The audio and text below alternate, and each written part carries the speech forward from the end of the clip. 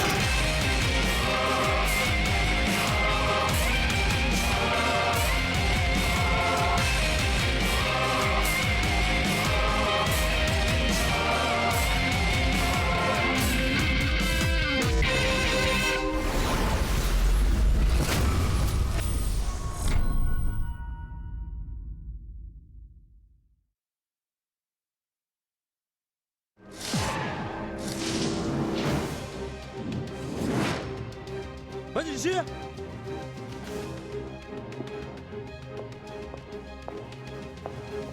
怎么了？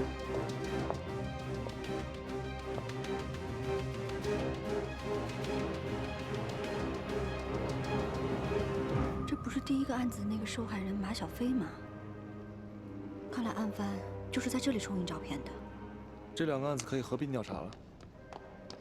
老大，影楼老板我已经找到了。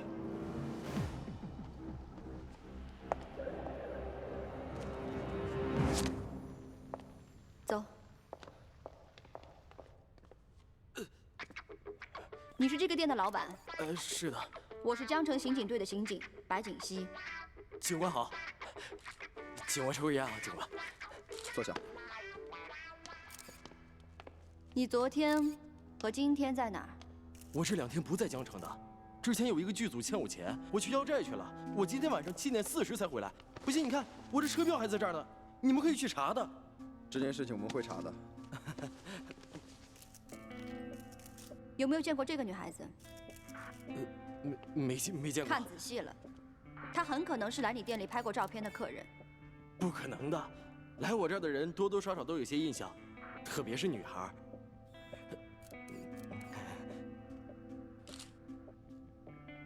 这个店的钥匙除了你还有谁有？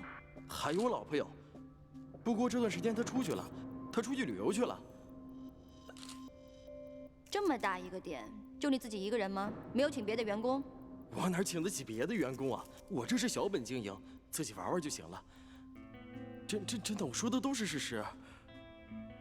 小郑，哎，带这个人回去做笔录。好。可是，尽管我说的，行了，我说回局里说吧。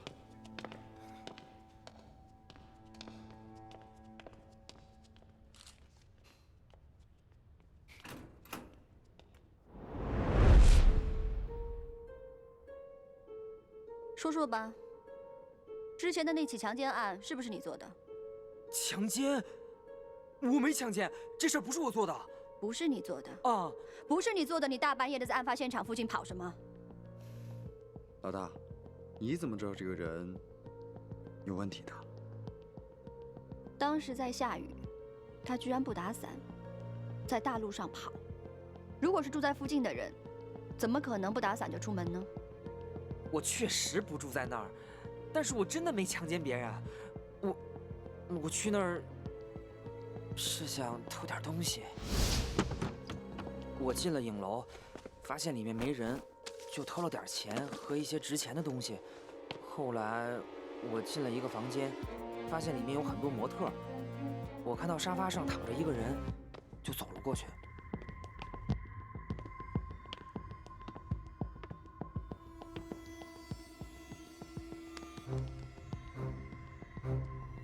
是个活的，不管了，先爽了再说。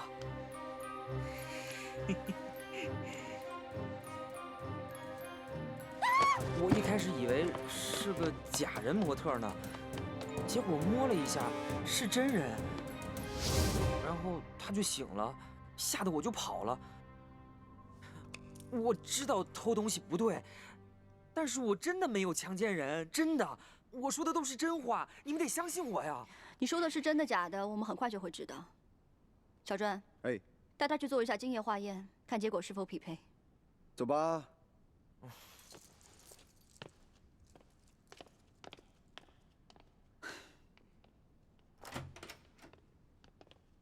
他的确是个小偷，而且不是因为最近手头紧才去行窃的，肯定是一个惯偷。这一片肯定还有很多他的案子没有被翻出来，你们再好好审一下。你怎么知道他是惯偷？他左右手的老茧位置很特殊，而且拇指和食指的长度很异常，而且上面有明显的烫伤，无名指上有明显的挤压伤。只有常年接受偷窃训练的人才会长着这样一双手，而能被接受训练，那他身后肯定还有更多的人。好了，我去看一眼受害人。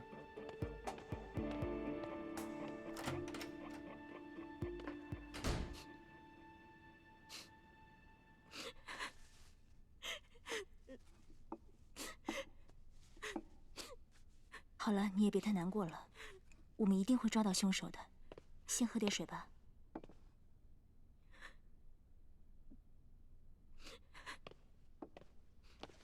韩警官，检查过了吗？都检查过了，其他地方没有受到伤害，但跟第一个受害的人一样，昏迷期间被强奸了。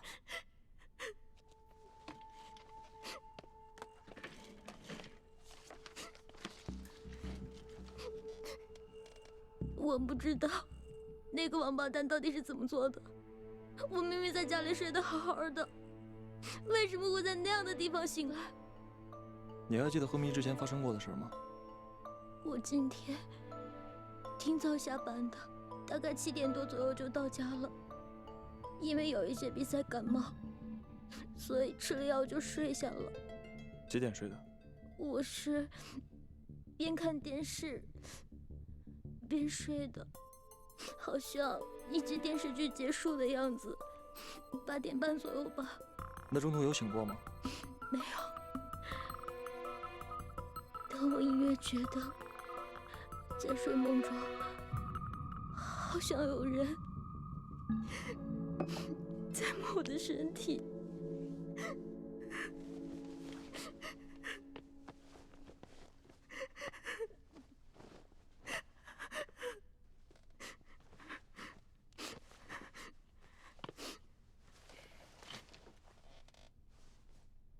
你醒来那个地方是在老城区的一个影楼，离你家很近。你之前有去过吗？我从来都是自拍的，我从来都不去影楼。那你对自己是怎么被弄过去的，还有印象吗？不记得，我只知道，我明明在家里睡得好好的，醒来却在那样的地方，而且还……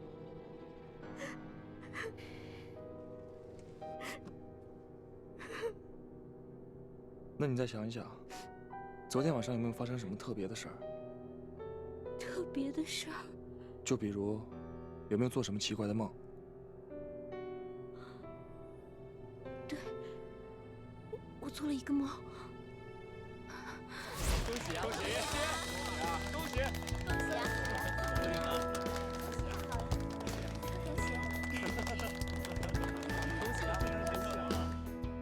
我以圣父、圣子、圣灵的名义宣布，你们结为夫妇。上帝将你们结合在一起，任何人不得拆散。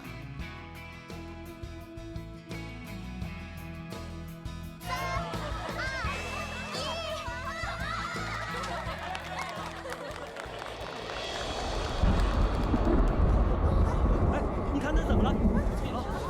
怎么了？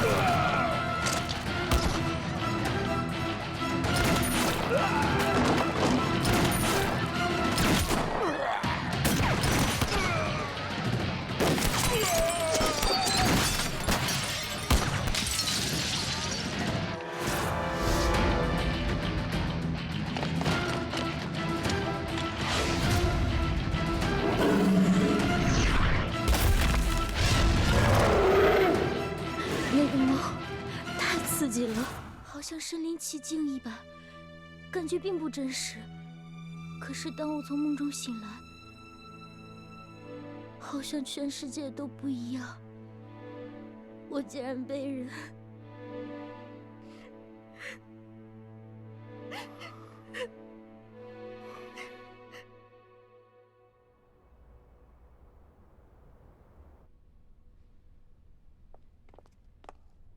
寒山，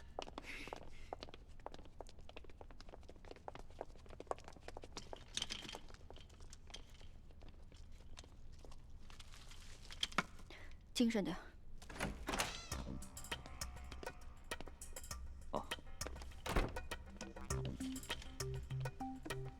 大家调查了一整晚，辛苦了。我给大家介绍一下，这位是咱们市刑警队新来的宁队长。坐。好。鉴于马小飞案和季雅欣案的相似性，市里决定调配各所的资源，并案调查。下面就由宁队长主持分析会。好，那咱们开始吧。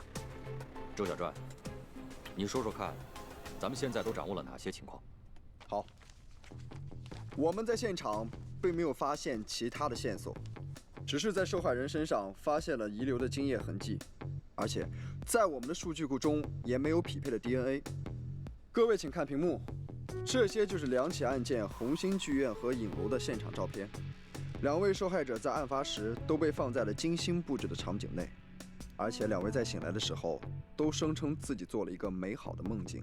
还有，我们在2个受害者的体内都发现了相同的致幻药物裸头草碱，所以根据作案手法上来看，我们有理由相信最近的这起案件和第1起案件是同一个案犯所做的。根据第1起案件的情况来看，案犯应该会在第2起案件的受害人季雅欣家中放入和第1起案件相同的照片。案发之后，我们立刻就派同事到季雅欣家中查看，但是并没有发现被布置过的痕迹。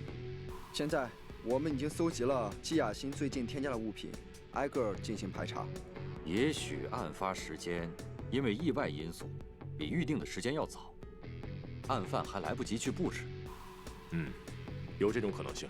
由于窃贼的闯入非礼，季雅欣提前苏醒，从而使案犯被发现的时间提前了，这就导致案犯布置现场的时间被大大压缩了。犯人的手法很特殊啊。小白，你擅长犯罪心理，从他的行为模式，你有没有发现什么线索？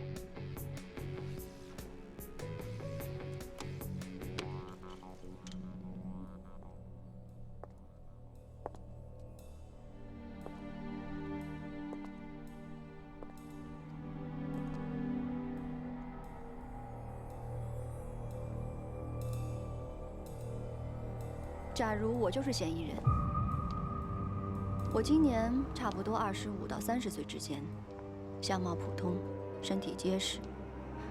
虽然学历不高，但是我喜欢读书，对艺术也有一定的鉴赏力。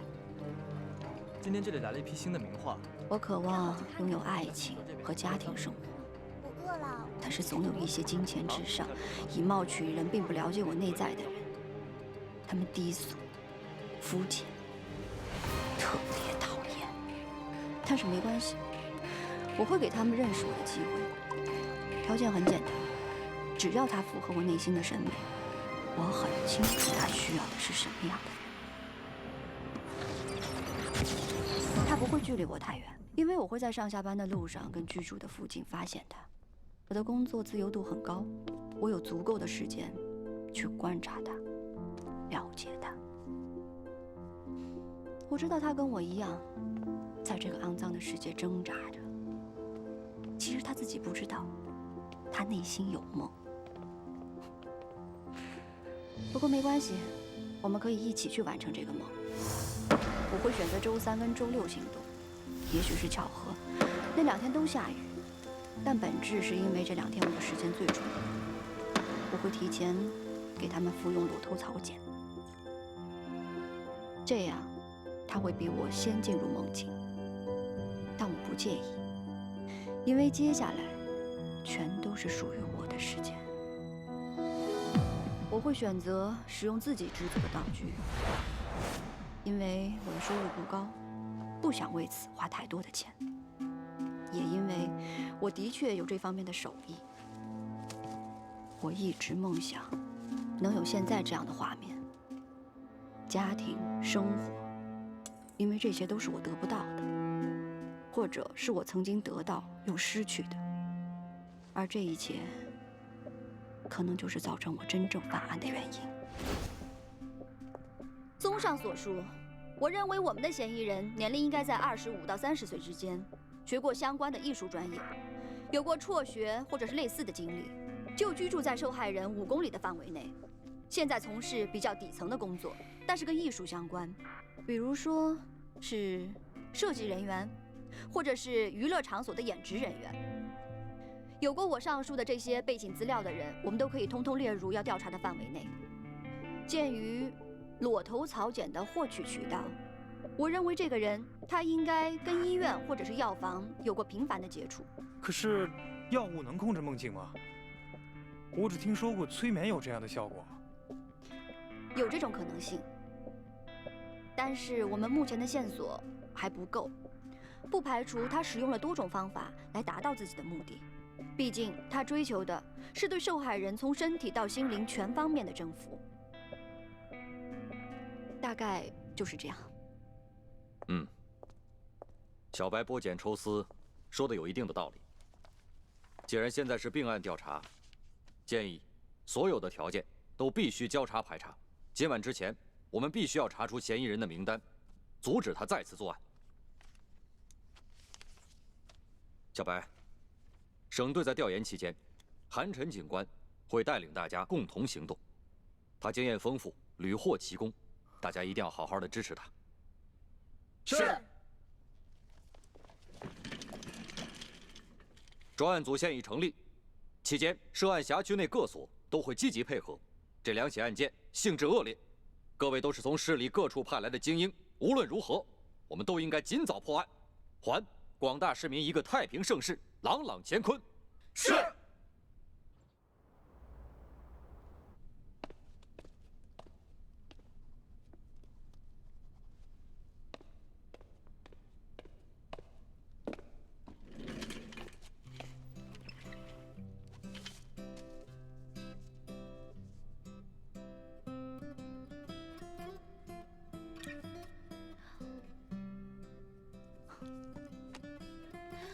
汉琛，我不管宁队和顾局跟你说过什么，这个案子是我的，大家都得懂规矩。一个案子最忌讳的就是双向汇报，我办案不喜欢别人干涉，你明白吗？不明白。好，我现在心平气和地跟你聊一聊。我知道你看不惯我们这些草根民警的判断，那你就说说你的高见吧。犯罪心理是所有侦查手段里最无知、最自以为是的一种。我为什么要跳到你胡乱框定的范围内，还要赞同你？你说犯罪心理无知，漂亮。那我现在真的要洗耳恭听你的高见了。又来这一套是吧？你又不说，好，那还是我先说呗。你口中所谓最没有用的犯罪心理学告诉我们，强奸犯分为4种类型。第一，补偿型，这种人在现实生活当中很失败，他性格内向、孤僻，而且自闭。他们犯案是为了补偿自己的无能感。很显然，我们要找的案犯不是这样。第2个类型是虐待型强奸犯，也就是性变态。他通过对受害人施暴获得快感。我们的案犯呢，他不但没有施暴，而且整个过程看起来很温柔。第3个类型是冲动型强奸犯。我们的案犯，他计划缜密，手段冷静，显然更不是这一类型。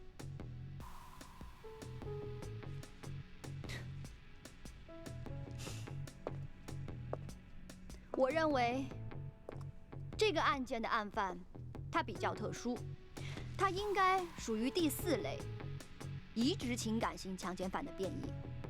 这类人在现实生活当中也极为不如意，得不到认可，所以他在整个施暴的过程当中，极力的追求完美，为受害人造梦，制造一种假象，以期望获得认同。从现场布景里面那些充满生活气息的道具，就可以证明这一点。总而言之，他的梦有多美，他距离现实就有多远。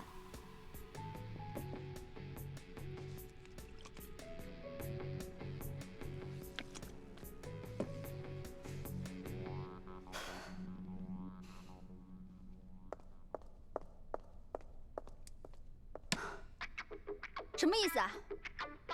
干嘛不说话？你不是瞧不起我们犯罪心理学吗？那你倒是反驳我呀！你说的每一句似乎都很对，但这些理论对破案来说有什么帮助吗？事实才有反驳的基础，假设有什么好反驳的？按照你的方法去找犯人，就像是大海捞针一样。我敢说，在短时间之内，你根本没法确定谁是嫌疑人。不可能，我的犯罪侧写已经很完整了，嫌疑人的名单马上就可以出来。OK， 那我们来打个赌，如果你赢的话，这个案子我彻底沉默；但要是我赢的话，你赢了，以后你说往东，我绝不往西。好，这可是你说的。我说的。老大，韩神，有一个好消息和一个坏消息，你们要听哪一个？先听好消息。好消息就是我们已经锁定了嫌疑犯的范围名单。坏消息呢，就是一共有75个人。75个人啊，老大！我的天哪，这么多人，简直就是本市史上最多的一次了。怎么可能那么多？没办法，老大，我们点儿太背了。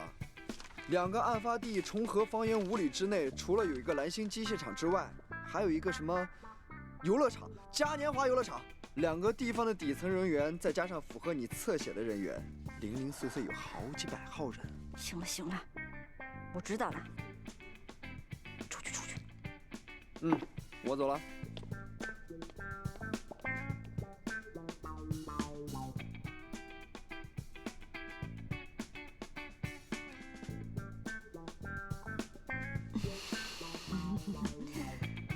那什么，那你说呗，现在怎么办？从现在开始，你低头，闭嘴。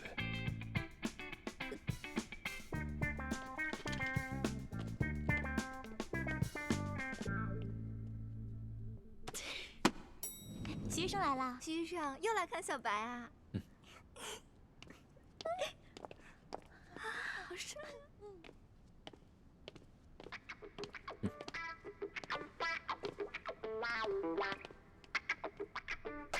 真是丢死人了！有什么了不起的？再多给我一点时间，我一定可以把嫌疑犯给抓出来，把这个案子给破了。欣欣，你来了。到点该吃饭了。我忙的都忘了时间了。行，先吃饭。蛋糕啊！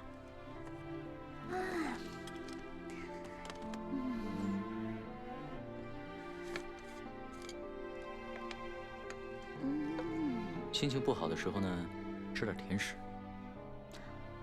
确实，我的心情一下子好多了。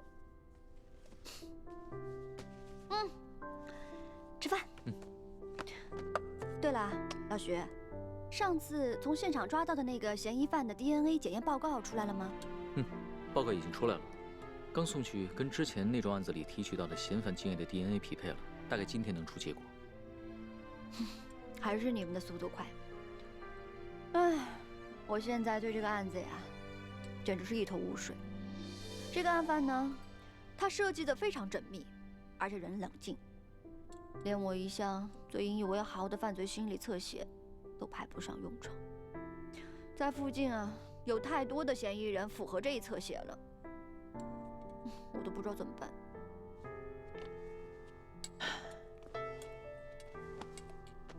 金熙啊，你不是常说你是集美貌与智慧于一身的无敌神探吗？要相信自己，这个案子你肯定能破的。没错，我一定会把这个案子给破了。我是谁呀？我是白锦溪，我是集美貌与智慧于一身的白锦溪，100年才出我这么一个人才。我一定不会输给那个家伙。果然是我的好兄弟。对嘛，这样才是我认识的白锦溪。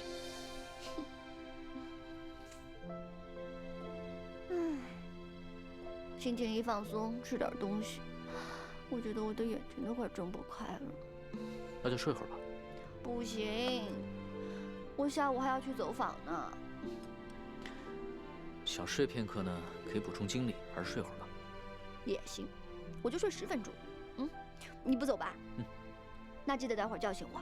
好。那就让我睡一小会儿吧。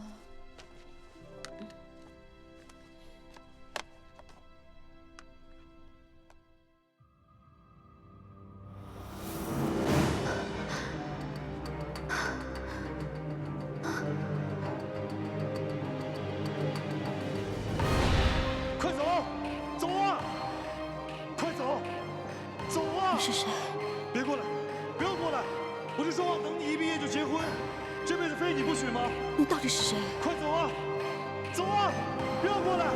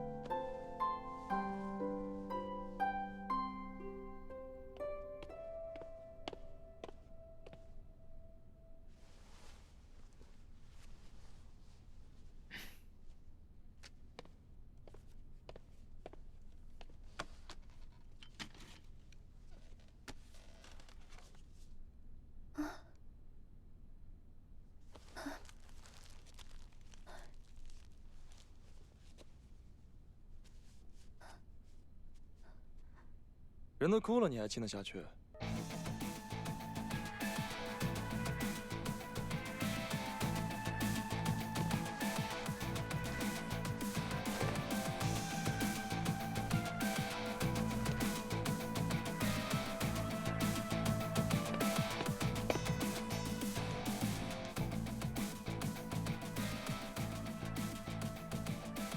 你们俩先聊，我过会儿再来，慢慢聊啊。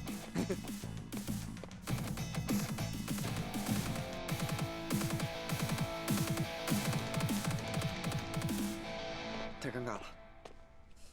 哎呀，你说徐峥是芝兰玉树一表人才，韩生也是玉树临风百里挑一，而且还是我男神，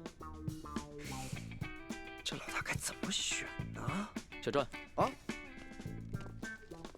徐医生，你放心啊，我目前为止还是支持你的。照顾好你们老大，别让任何人欺负他。好，好，好，我肯定给你照顾得妥妥的，放心啊。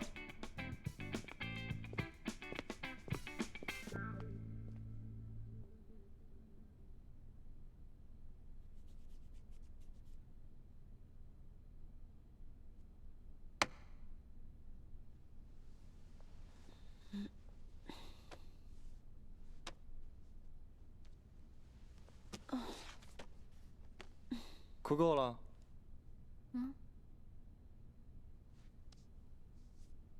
你们平时查证的流程是什么？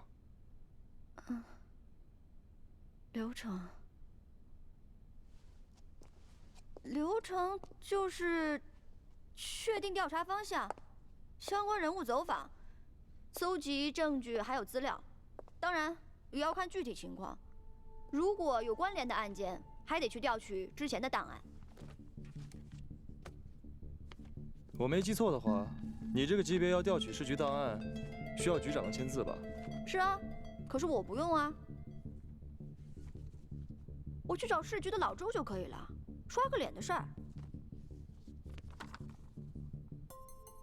这跟案子有关吗？这个案子我帮你破。不会吧？你这么好心？说吧，条件是什么？你帮我去办件事儿。什么事儿？私事儿。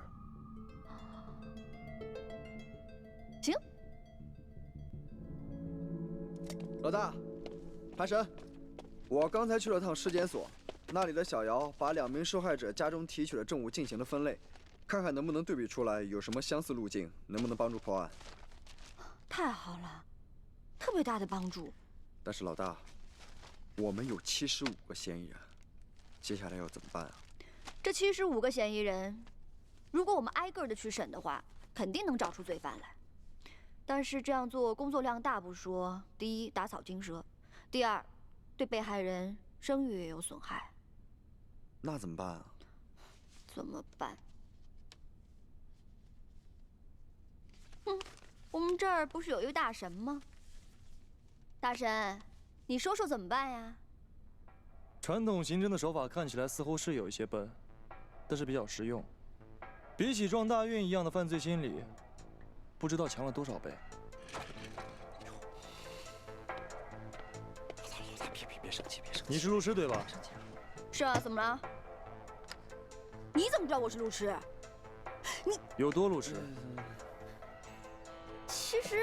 其实还好。听好了，其实只需要1步就可以破案，但对于你这样的顶级律师来说，需要3步。无论什么样的人，他都有一个属于自己的行动路线。马小飞、季亚新，他们的家、公司、超市，还有饭店，每个人都有一个属于自己的行动图。而罪犯也一样，他也有一个属于自己的行动图。他上班的地方，他的家，或者是网吧。而他想选定2个人为目标的话，就必须在一个特定的时间和空间的交叉点。他发现了他。你的意思是说，在初次重叠之后，罪犯和受害人的行动路线还会多次的重叠？案犯大费周章的去布置案发现场，所以说他肯定是花了大量的时间去踩点。但是他的反侦查意识非常的高，所以你们在案发现场附近搜索监控，都会一无所获。也就是说，我们现在要查的并不是案发地附近的监控，而是受害人在案发前日常沿线附近的监控，找到与受害人同时出现次数最多的那个人。就算他再聪明，每次行动的时候都会避开摄像头，但是行动之前呢？他要从自己所在的地方到达被害人所在地，他不可能每次为了躲开摄像头而更改自己的行动路线吧？所以，从犯案的时间往前推1周，这2点之间，谁出现的频率最高，谁就是罪犯。哇！太厉害了，韩神，你果然就是个神！我告诉你，这东西你都能想到。行。按照你的方法试试。我们只要锁定了嫌疑人，就立马搜集证据，打他个措手不及。小专，哎，你去把2位受害人家附近所有的监控全部调出来。好。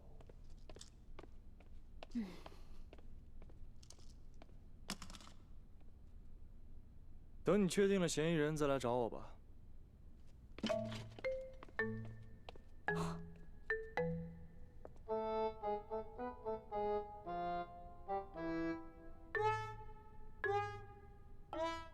等你确定了嫌疑人再来找我吧。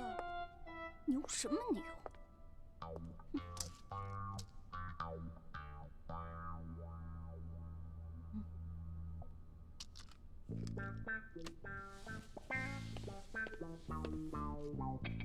你干嘛呢？我没干嘛。你属猫的呀，走路一点动静都没有。你是回来拿这个的吧？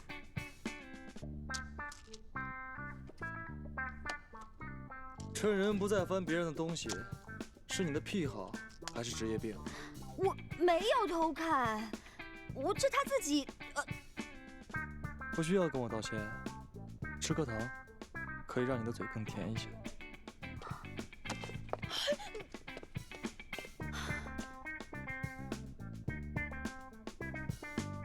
神经病！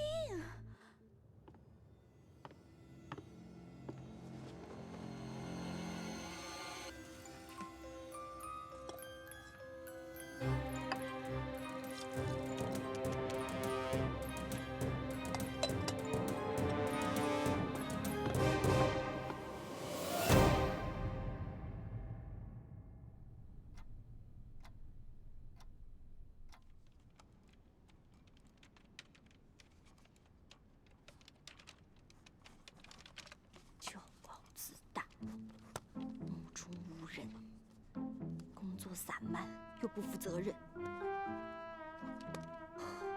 还出入酒店夜总会，行为不检，仗着自己有些来头，就无组织、无纪律，太纨绔子弟的作风。贝氏来的了不起啊，大永公子哥了不起啊，成天端着，装给谁看啊？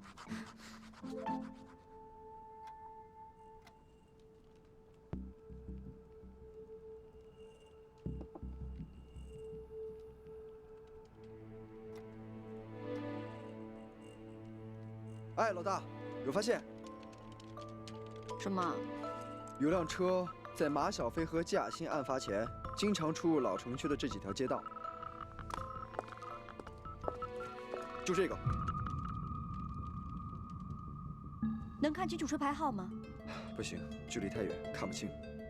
那个是什么？车上的图案是什么？把画面放到最大。好。好像是冰淇淋吧？我看有点像巧克力，上面还有个小旗子，是纸杯蛋糕，是不是送蛋糕的车？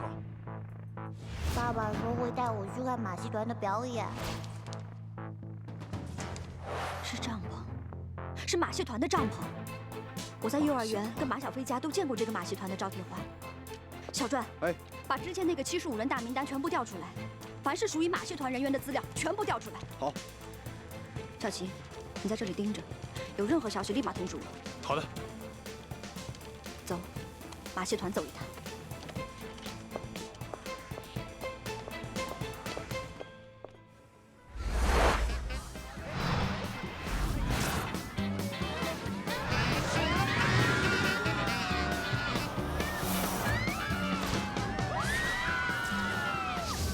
老大，就是这儿了，梦幻月见马戏团。他们以前呢是在全国做巡演，2年前来了江城，现在是嘉年华旗下正规签约的马戏团。还有我已经查过了，75人大名单里有4个人最符合老大你的侧写，他们分别是张远、陈黎江、徐子达和曾方平。张远呢是这里表演飞刀的杂技演员，但是在案发前1个月呢，他已经请假回老家了。徐子达也是个杂技演员，在这里表演一些空中飞人的项目。陈林江是这里的小丑，而曾方平是这里的魔术师，好像还挺红的。